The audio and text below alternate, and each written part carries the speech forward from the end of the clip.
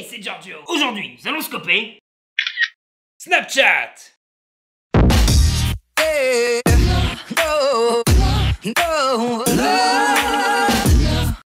Bon, je ne vais pas vous faire l'affront de vous expliquer ce qu'est Snapchat. Ah, je suis là pour ça. Ok. Snapchat est une application de discussion par envoi de photos éphémères, développée à la mi-2011 par 3 étudiants de Stanford, Evan Spiegel, Bobby Murphy et Reggie Brown. Le mot Snapchat est un jeu de mots, car snapshot en anglais signifie un cliché ou une photo, et a chat signifie une discussion. Le mot Snapchat se comprend donc facilement comme étant un système de discussion par photo. Le concept est simple, vous prenez une photo, vous sélectionnez un temps d'affichage, un texte optionnel, des destinataires, et vous envoyez. Les destinataires recevront alors la photo et n'auront que le temps que vous avez défini pour l'observer. Après le temps imparti, la photo n'est a priori plus accessible. Alors forcément, la première chose à laquelle on pense avec ce genre d'application... Attends, t'as oublié ta loupe. Ah oui, merci. Oh, arrêtez, je suis sûr que ça vous évoque la même chose. Mais en vrai, le concept cache bien plus que cela. En effet, le fait de rendre les photos éphémères va complètement dans la tendance de notre changement de mode de consommation de la photographie. Avant, prendre des photos servait à garder des souvenirs. Aujourd'hui, elles servent à partager un instant présent avec ses amis. Et donc, on prend des photos de tout et n'importe quoi. Ah, cette soirée était super. Je me suis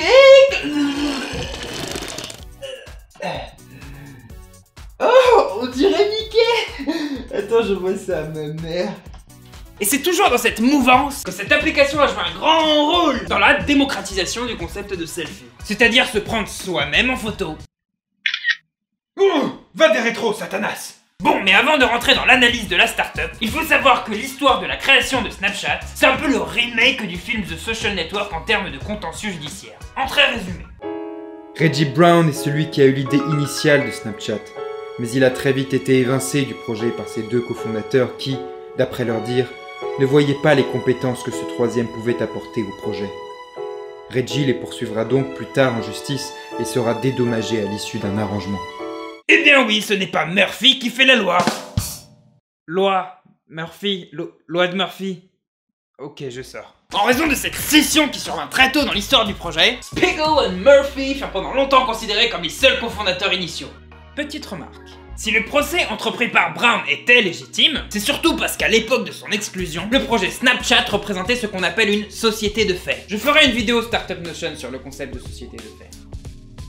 Par contre, à ceux qui me diraient « Non mais attends, ils ont surtout volé son idée !» Alors, qu'on soit clair, une idée, ça ne vaut rien. Je ferai aussi une vidéo Startup Notions qui explique pourquoi une idée ne vaut rien. Et ouais, c'est ce qui s'appelle du teasing, ma gueule, qu'est-ce que tu vas faire? Eh, je m'en fous de tes histoires d'intello, là. Moi, je veux juste savoir comment ils ont fait pour qu'on parle autant d'eux dans les médias. Ouais... Bon bah, allons-y. Je vois 3 raisons principales à ce phénomène. D'abord, l'application a dès le départ été souvent décrite, malgré les démentis à répétition des cofondateurs, comme une application de sexto. C'est-à-dire des textos avec du sexe dedans. J'explique, mais bon, en vrai, je sais que vous savez très bien ce que c'est. Coquinou. Et en l'occurrence, des photos à caractère sexuel. Oh! Bah oui, comme expliqué tout à l'heure, avec un tel concept, on pense tout de suite au sexe. Et je vais vous apprendre quelque chose de fou. Le sexe, ça vend. Ensuite, les cofondateurs ont su se servir de l'actualité pour faire parler d'eux. Par exemple en déclarant que l'idée de Snapchat aurait soi-disant été inspirée par l'affaire Anthony Weiner. Vous savez, ce politique américain qui a été forcé de démissionner de son poste suite à la publication de sextos qu'il aurait échangé avec différentes femmes. Attendez, vous venez pas de juste de dire que les cofondateurs démentaient avoir fait cette application pour les sextos? Oui, je l'ai bien dit, c'est bien, tu suis, Robert. C'est Caroline, monsieur. Ah, désolé. Vous l'aurez compris, ils ont choisi de saisir cette opportunité de buzzer au prix d'une petite contradiction. Et puis de toute façon, on apprendra quelques mois plus tard que c'est en fait Reggie Brown qui apporta l'idée de Snapchat avant l'affaire Weiner. Enfin, troisième raison, les affaires judiciaires ont évidemment aussi beaucoup fait parler de l'application. Ce sont de belles histoires que tu nous racontes là, Bobby. Mais moi, ce que je veux, ce sont des faits. Il y aurait beaucoup de chiffres révélateurs à citer. Mais comme je ne suis pas BFM Business... Oui, cette SAS a pu bénéficier du PIA proposé par la BPI en intégrant l'incubateur Creatis. Oui, car Creatis est labellisé par la ville de Paris par innovation, sinon pas de PIA. Du coup, on va se contenter de ne citer que quelques indicateurs pertinents. En mars 2012, donc 8 mois après le lancement de l'application, alors qu'elle comptait déjà plus de 30 000 utilisateurs, Snapchat leva 485 000 $ en fonds d'amorçage. C'est-à-dire juste le petit coup de pouce pour démarrer. Oups. Et 2 mois après, 25 images en moyenne étaient envoyées toutes les secondes. le 14 novembre 2013, après une année marquée par une croissance explosive et de levée de fonds, la presse révèle que Spiegel aurait rejeté une offre de rachat de 3 milliards de dollars de la part de Facebook. Pays pas intéressé. Et pas plus tard que le lendemain, il est annoncé que Google leur fit tout de suite après cette révélation une proposition de 4 milliards de dollars. Et là, a priori, on peut résumer la réponse de Spiegel par Eh, on n'est pas des putains franges. la dernière donnée officielle date de mai 2014 et annonçait que 700 millions de photos et de vidéos étaient envoyées chaque jour.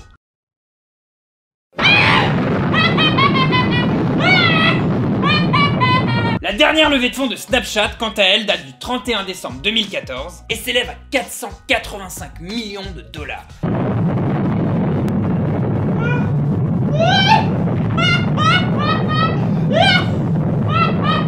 Bon alors, avec de telles sommes, beaucoup se demandent si Snapchat ne serait pas l'illustration parfaite d'une nouvelle bulle internet qui se profilerait en ce moment. Mais comme cette question est valable pour beaucoup de boîtes, devinez quoi? Je ferai une vidéo sur les craintes d'une deuxième bulle internet.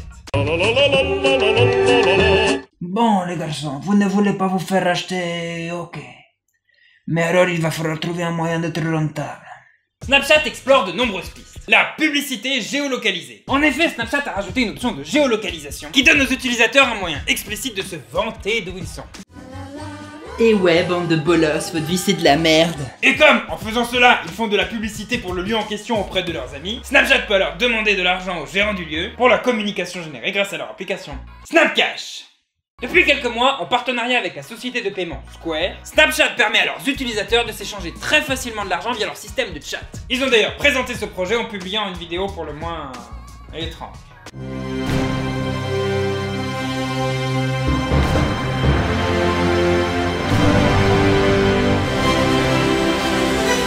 Snapchat has Snapcash. Just use your cash tags and money easy. It's also breezy. Snapcash with Snapchat. Non, sérieusement, ils ont pris un truc les mecs, c'est pas possible. Here's a new feature we're rolling out. I'm so excited. C'est moi ou ils ont même mis le Père Noël? Chat your cash amount straight from Discover.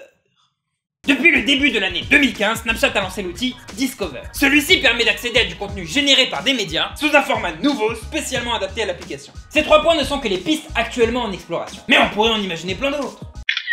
Voilà, je mets une seconde comme ça, il aura pas le temps de prendre une capture d'écran. Hein?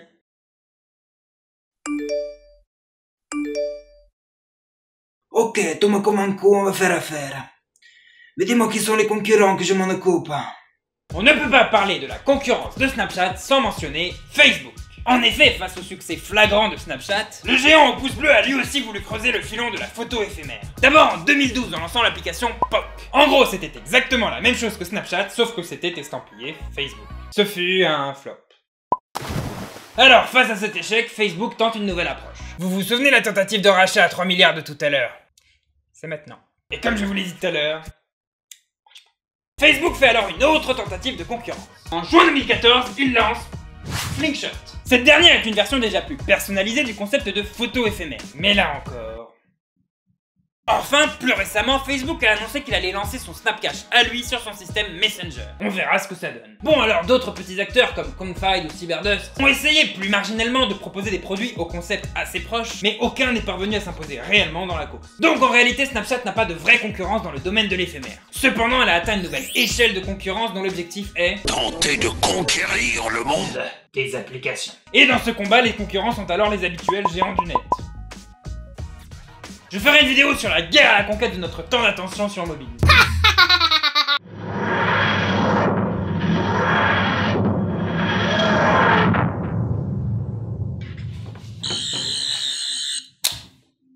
Année de 2015. Tiens, voyons où en est Snapchat aujourd'hui.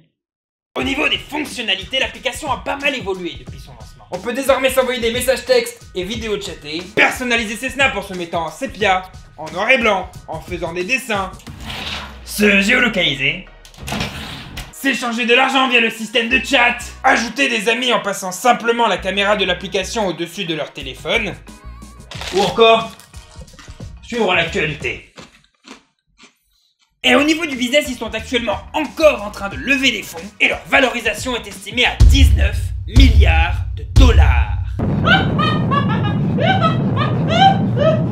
Bon, Bon les enfants, asseyez-vous, c'est l'heure des anecdotes. Première anecdote. Le logo de Snapchat est un fantôme. Et pour ceux qui n'en connaissent pas l'origine, la raison de ce choix n'est pas forcément évidente. En réalité, la première version de l'application s'appelait Peekaboo. Vous connaissez tous ce jeu que l'on fait avec les bébés. Coucou. Eh bien, en anglais, ce jeu s'appelle Peekaboo. Et évidemment, ça se joue comme ça.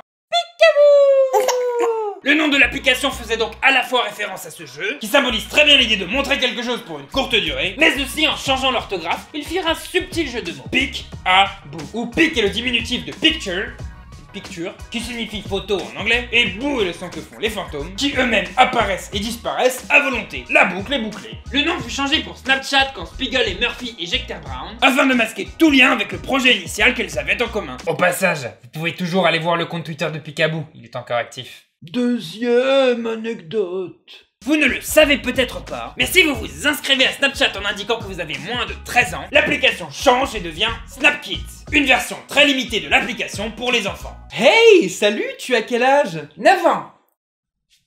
Bonjour, petit bonhomme.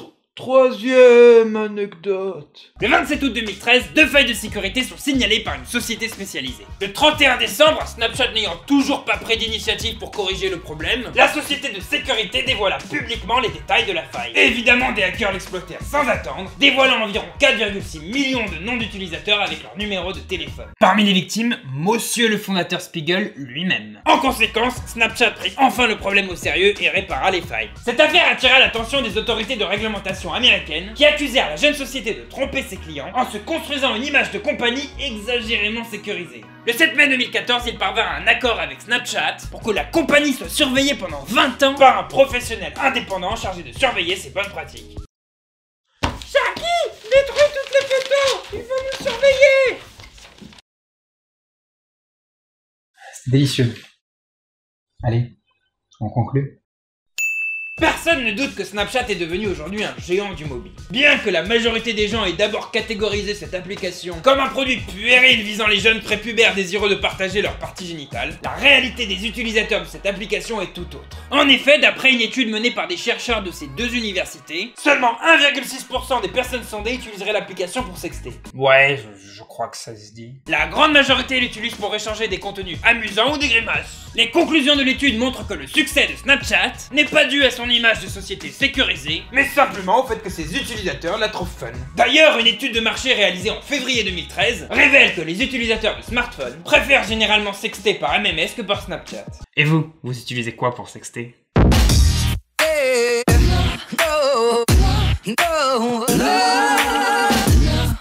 Voilà pour ce qui est de Snapchat. J'espère que ça vous a plu. Si c'est le cas, n'hésitez pas. Partagez, diffusez. Si vous n'avez pas vu la vidéo sur l'application Yo, Allez-y, c'est par ici, elle est très sympa. et puis évidemment, si vous en voulez encore, vous savez ce qu'il vous reste à faire. S'abonner, me suivre sur Facebook, sur Twitter, dans la rue, tout ça, vous savez. Merci à Florian Morata pour avoir proposé le scopage de Snapchat, il y avait beaucoup à dire. S'il y a une startup en particulier que vous souhaiteriez que je scope, commentaire. A très bientôt pour de nouvelles vidéos. Je crois que là ils ont bien compris pour les nouvelles vidéos. Si vous aussi vous voulez changer le monde, lancez-vous. Et pour bien vous y prendre, pensez à Startup Scopé. Eh, vous faites quoi avec mon téléphone? Récupération des sextos effacés enclenchée.